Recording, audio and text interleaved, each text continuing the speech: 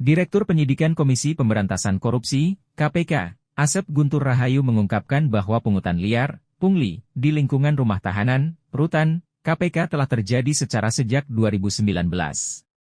Asep menjelaskan, di rutan ada sosok yang ditunjuk sebagai lurah.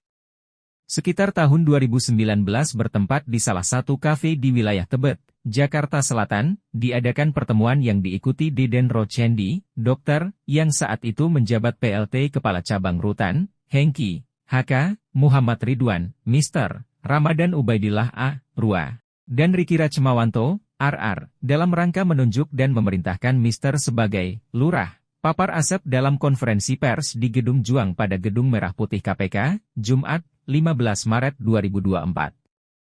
Adapun tugas lurah adalah mengumpulkan dan membagikan sejumlah uang dari para tahanan melalui koordinator tahanan atau koordinator tempat tinggal, Korting, di 3 rutan cabang KPK. Adapun konstruksi perkara juga telah terjadi sebagai pegawai yang berjasa di KPK mulai tahun 2018, HK ditugaskan sebagai petugas pemangkutan dan DR sebagai petugas keamanan merangkap LT Kepala Cabang Rutan KPK. Sekitar tahun 2019, bertempat di salah satu kafe di wilayah Tebet, Jakarta Selatan, diadakan pertemuan yang diikuti DR yang saat itu menjabat PLT Kepala Cabang Rutan, HK, MR, RUK, dan RR dalam rangka menunjuk dan memerintahkan MR sebagai lurah. Di rutan tersebut ada yang ditunjuk sebagai lurah. Ini bukan struktur resmi. Struktur yang mereka buat sendiri. Ada yang dinamakan lurah di rutan cabang KPK. Pemdam Jaya Guntur. Kemudian MHA sebagai lurah di rutan cabang KPK pada Gedung Merah Putih dan SH sebagai lurah di rutan cabang KPK pada Gedung SILC atau gedung yang C1. Jadi rekan-rekan sekalian, ada 3 cabang rutan KPK. 4 kalau dengan yang baru-baru, tapi di tahun tersebut tahun 2019 ada 3. Ada di Gedung Merah Putih, Gedung 1, ACC, dan satu lagi di Pemdam Jaya. Berlanjut hingga tahun 2020 terjadi pergantian komposisi personel lurah. Jadi lurah-lurahnya itu kemudian di tahun 2020 diganti.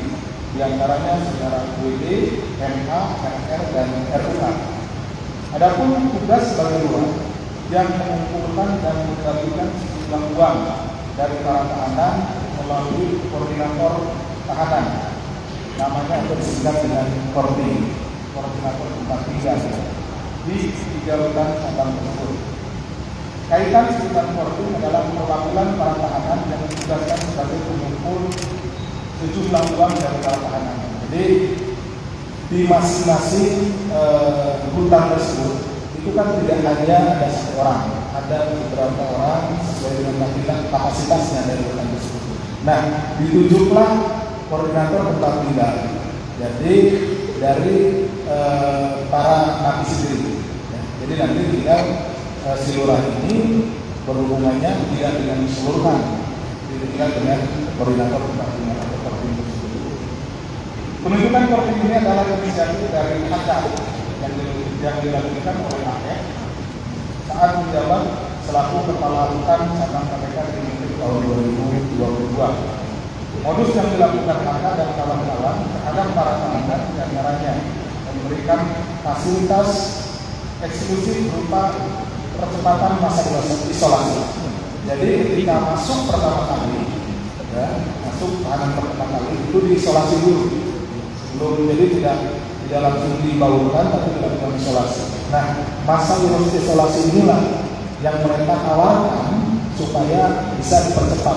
Ini menjadi bargaining bagi mereka untuk mendapatkan sesuatu dari tahanan. Anda mau isolasinya cepat atau sesuai dengan standar. Kemudian layanan menggunakan handphone dan powerbank dengan informasi sidang.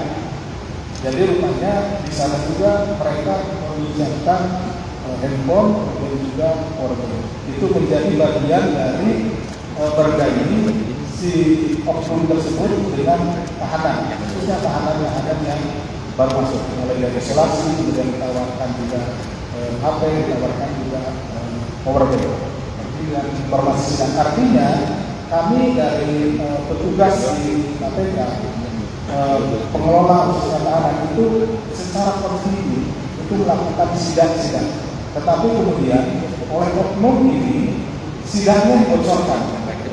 Jadi bukan sama sekali tidak ada upaya yang dilakukan oleh pihak KPK dalam ini Biro yang menjadi tanggung jawabnya selalu melaksanakan sidang. Tetapi ketika sidang itu dilaksanakan dibocorkan sehingga HP dan yang lain-lainnya yang tidak diperbolehkan itu mereka sembunyikan.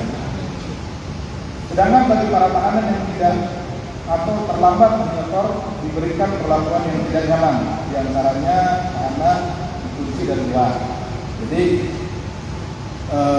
pintunya kan ini sel-sel tahanan untuk tempat tidurnya, kemudian dikuncinya dari luar sehingga dia tidak bebas bergerak ya seperti itu. Itu salah satu perlakuan apabila setorannya tidak lancar atau terlambat untuk dibayarkan.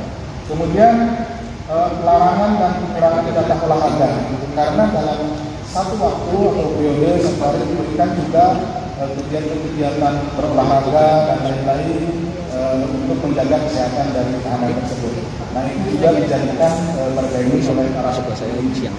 Kemudian mendapat tugas jatah jaga dan tiket kebersihan yang berlebihan. Nah kebersihan di rutan juga salah satunya adalah menjadi tanggung jawab dari para penghuni rutan tersebut.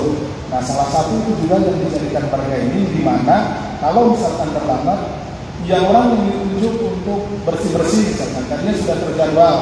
Nah tapi karena dia terlambat, akhirnya dia ditunjuk lagi, si tahanan itu ditunjuk lagi. Nah itu untuk memberikan tekanan supaya mereka lancar terkait dengan pungutannya seperti itu.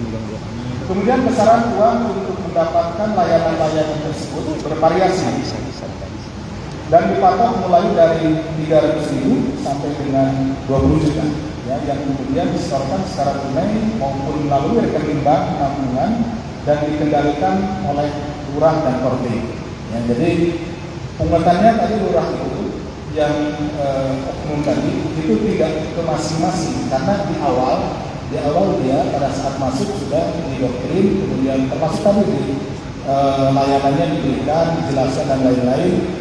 Berikutnya itu yang bergerak adalah korting, koordinator tempat tinggal. Jadi nanti korting itu yang melaporkan, sehingga memang ini sudah dibuat terstruktur gitu ya. Mulai dari tahun 2019 ditunjuknya lurah di 3 tempat, kemudian ditunjuknya korting. Kemudian disetorkan secara tunai maupun melalui rekening bank tabungan yang dikendalikan. Jangan lupa subscribe ya.